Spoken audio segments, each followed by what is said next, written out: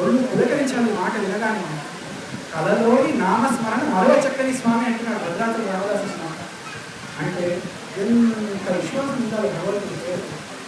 మేల్కొనుండగా కాదు, పూజ చేసేటప్పుడు కాదు, అవన్నీ కాకుండా కలలోని నామస్మరణ మరో చక్కని స్వామి అంటున్నాడు భద్రాచల రామదాసు. అటువంటి స్మరణ చేయాలి. ఇది భద్రాచల రామదాసు స్వామి అంటారు.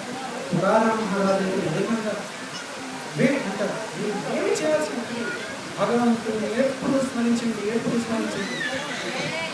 కలవు సంకీర్త కేశవం. తుకారాం మహారాజు అంటారు, సదా సార విచార కళా విభావతి నామధరా కంఠి విభవాచే అంటారు మరాఠీ.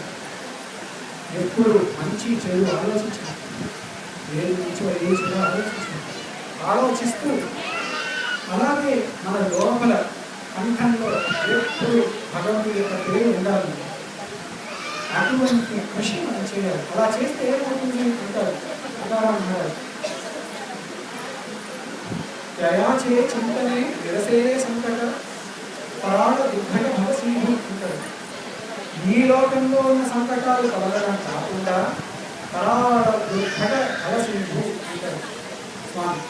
ఏమీ లేదు, నామ సంకీర్తనం చేసుకునే మోక్షం భగవంతుడు భూమికాలు ఈ వల్ల ఇచ్చే ఒక పెద్ద ఫలితం. అదే మన స్వామి ఇచ్చే ఫలితం. ఇంకోటి ఇక్కడ అంటారు,